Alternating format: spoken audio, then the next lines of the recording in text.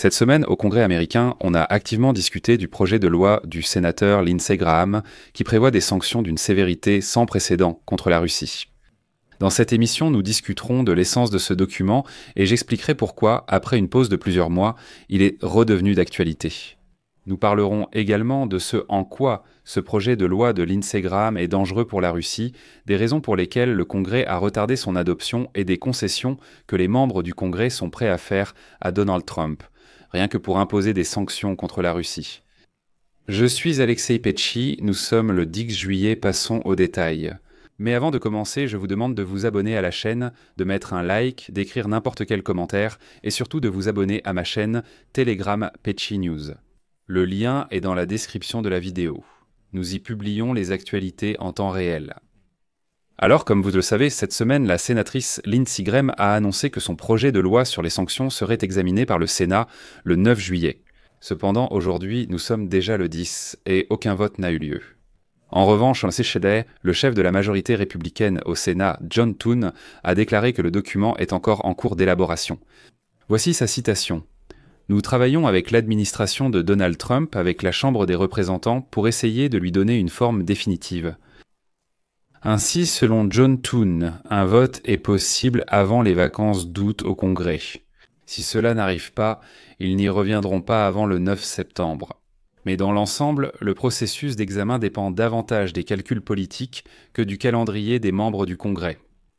Pendant ce temps, le sénateur Lindsey Graham lui-même se trouvait aujourd'hui, le 10 juillet, à Rome pour une conférence sur la reconstruction de l'Ukraine, où il a également participé à une réunion de la coalition résolue. Pour la première fois, des représentants du gouvernement américain ont assisté à un tel événement, un moment révélateur. J'en ai parlé en détail dans l'épisode précédent, donc si vous venez d'arriver sur ma chaîne pour la première fois, allez-y, abonnez-vous et regardez l'épisode précédent. Mais que prévoit donc la loi Graham sur les sanctions infernales contre la Russie ? Le projet de loi de Lindsey Graham a été enregistré dès le mois d'avril de cette année, sur fond d'hésitation de Donald Trump à imposer des sanctions contre la Russie. On l'appelle parfois aussi le projet de loi Graham-Blumenthal, c'est-à-dire du nom du sénateur démocrate Richard Blumenthal, qui soutient également activement cette initiative. Et c'est précisément l'approche bipartite qui promettait le succès du projet de loi au Sénat. Comme l'ont déclaré les auteurs du projet de loi, son objectif est d'appliquer des leviers de pression suffisamment sérieux sur la Russie pour que le Kremlin accepte finalement de mettre fin à l'agression contre l'Ukraine et s'engage dans de véritables négociations de paix. Le projet de loi de Lindsey Graham prévoit toute une série de restrictions directes et indirectes à l'encontre de la Russie. En particulier, il s'agit du gel des avoirs et de l'interdiction d'opérations pour les hauts fonctionnaires russes, les militaires, les oligarques et d'autres personnes qui soutiennent les forces armées de Russes. Le document impose des sanctions contre des banques clés telles que la Banque centrale de Russie, Sberbank et Gazprombank. En même temps, il interdit aux institutions américaines d'effectuer des opérations avec la Russie et limite la possibilité pour les organisations russes de coter des valeurs mobilières sur les bourses américaines. De plus, voici 3 points, encore plus importants. Le projet de loi interdit l'exportation de produits énergétiques des États-Unis vers la Russie et les investissements dans le secteur énergétique russe. Il introduit des sanctions secondaires contre les entreprises étrangères qui soutiennent l'extraction de ressources énergétiques en Russie, y compris les secteurs du pétrole, du gaz et de l'uranium. Autrement dit, cela signifie en réalité que toutes les entreprises occidentales qui, d'une manière ou d'une autre, continuent de travailler avec les Russes dans l'extraction des ressources minérales devront soit quitter complètement la Russie, soit seront soumises à des sanctions. En plus de ces sanctions, le projet de loi impose d'importantes restrictions commerciales et introduit des droits de douane de 500% sur tous les biens et services d'origine russe. Il s'agit de produits énergétiques qui seront appliqués en complément de tous les tarifs existants. De plus, des droits de douane secondaires de 500% sont instaurés contre les pays qui vendent, fournissent, transfèrent ou achètent sciemment du pétrole, du gaz naturel, de l'uranium, des produits pétroliers ou des produits pétrochimiques d'origine russe. Ces tarifs s'appliqueront à tous les biens et services importés aux États-Unis en provenance de ces pays. Ça sonne bien, ça semble vraiment dangereux, mais pourquoi ce projet de loi n'a-t-il toujours pas été adopté ?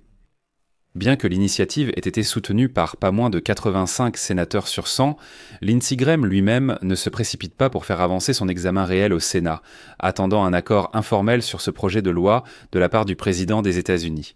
même s'il rappelle régulièrement son initiative en public. Mais il y a là un point crucial.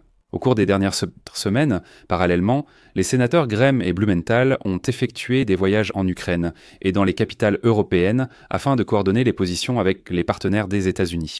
Autrement dit, la préparation bat son plein. L'Europe a répondu favorablement en acceptant d'introduire un nouveau 18e paquet de sanctions contre la Russie, en parallèle à celui des États-Unis d'Amérique. Fin juin, après un nouvel appel avec le dictateur russe, Trump a commencé à exprimer son mécontentement face aux actions de Poutine, marquant un changement d'attitude. Le 29 juin, Lindsey Graham a déclaré qu'il était parvenu à un accord avec le président des États-Unis, bien que certains points du projet de loi aient dû être assouplis et même réécrits. Et c'est là que réside toute l'essence de l'approche de Donald Trump concernant les sanctions contre la Russie. La nouvelle version du projet de loi comprend un certain nombre de dispositions qui donnent au président des États-Unis plus de marge de manœuvre vis-à-vis de la Russie.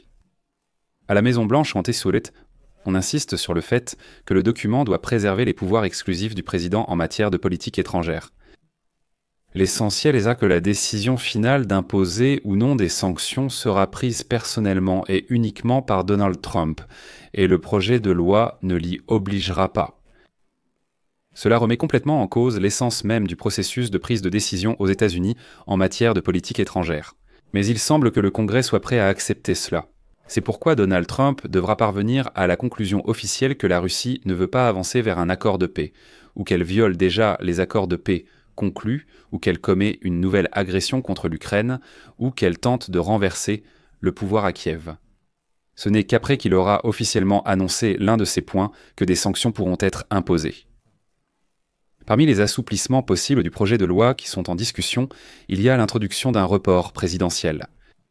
Selon celle-ci, Trump pourrait reporter une seule fois l'application des droits de douane de 500% pour une durée de 182 jours. Un second report est possible, mais il nécessiterait l'approbation du Congrès. Le report ne s'applique pas aux pays reconnus comme sponsors du terrorisme. Et déjà en mai, l'agence, citant des diplomates européens anonymes, a rapporté que certains pays, notamment l'Allemagne et la Hongrie, avaient exprimé des inquiétudes concernant les tarifs secondaires. En réponse à ces préoccupations, les sénateurs ont accepté d'inclure dans le projet de loi une disposition permettant au président des États-Unis d'exempter certains pays, biens ou services des droits de douane sur une période de 186 jours pour des raisons de sécurité nationale. Selon les hommes politiques, des exceptions concernant certains produits ont été ajoutées au projet de loi. Elles concernent l'aide humanitaire et les activités liées au renseignement des États-Unis. Selon les sources, ces modifications visaient à réduire la résistance de certains républicains et de l'administration Trump, qui étaient favorables à une plus grande flexibilité dans la mise en œuvre des sanctions. C'est ce qu'affirment les assistants des sénateurs. En somme, le projet de loi, s'il est finalement adopté, maintient tout de même des sanctions réellement dangereuses pour la Russie et ses partenaires. Mais tout le pouvoir de prendre la décision finale reste exclusivement entre les mains de Donald Trump. On ne sait pas s'il décidera d'imposer des sanctions, mais là aussi il y a un danger. Il peut décider qu'il faut imposer des sanctions. Et puis, le même jour, il peut décider d'utiliser son délai présidentiel de 180 jours. Et il dira à Poutine « Tu as une fenêtre de 186 jours. Alors finissons-en avec la guerre, sinon après, nous n'allons plus reporter ces sanctions. » Mais néanmoins, cela fait encore 6 mois de guerre.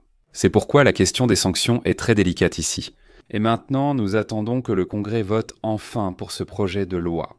Cela signifiera que Donald Trump veut vraiment obtenir cet outil entre ses mains. Je m'arrête là pour le moment.